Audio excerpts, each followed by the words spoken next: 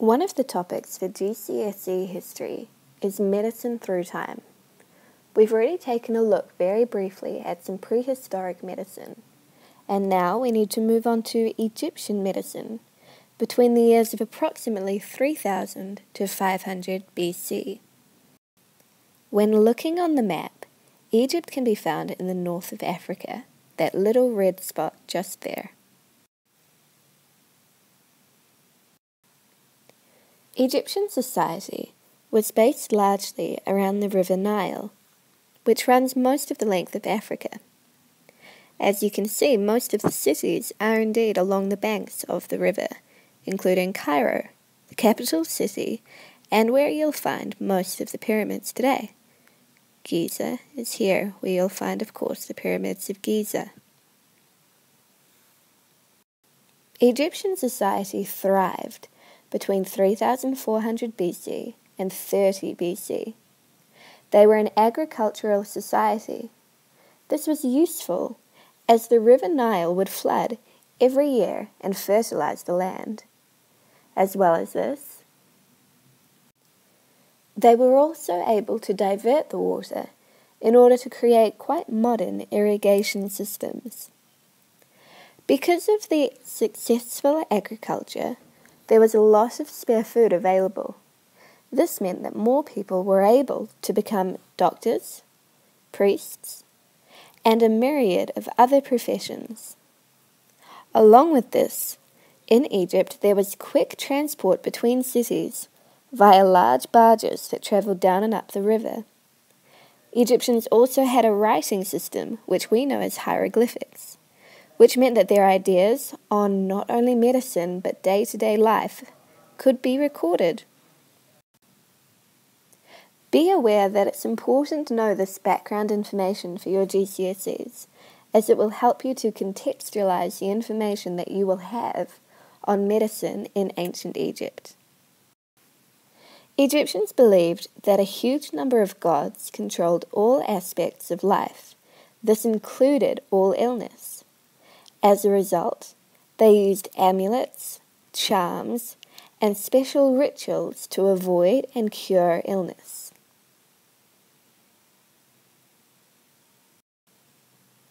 Some of the more important Egyptian gods to do with this topic can be seen on this page. The first we'll talk about is Sekhmet, the goddess of war.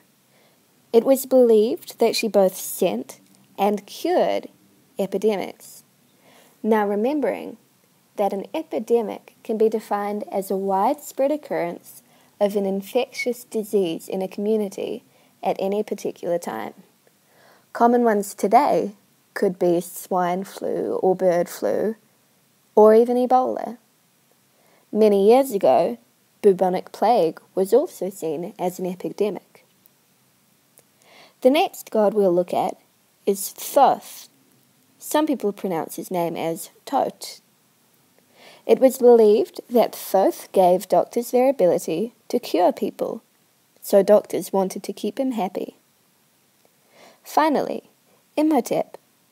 He was in fact a real doctor to the pharaoh Zoser in about 2630 BC. Later on, he was adopted as the god of healing. For Egyptian priests, the most important thing to have on your bookshelf were the books of Thoth. These contained the accepted treatment and spells for any illness. Original copies no longer exist. However, a German Egyptologist called Maurice Ebers once owned what's called the Papyrus Ebers.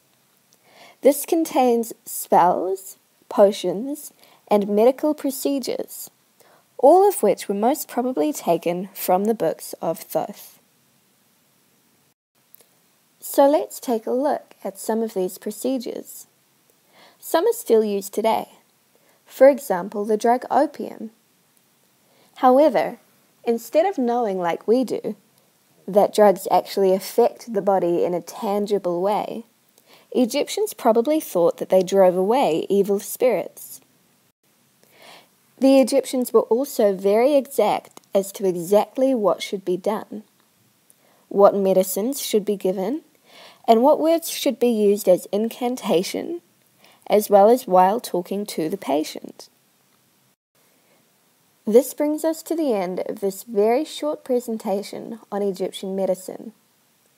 The most important thing that I want you to take away from this lesson is that Egyptians believed that diseases were caused by the gods. This had a big say in how these diseases were treated. Ready for class, I want you to come prepared with any questions that you have on this topic, or any queries or things that you don't understand. We'll also be talking about the use of the website Edmodo, which is kind of like a social networking tool for class. See you then.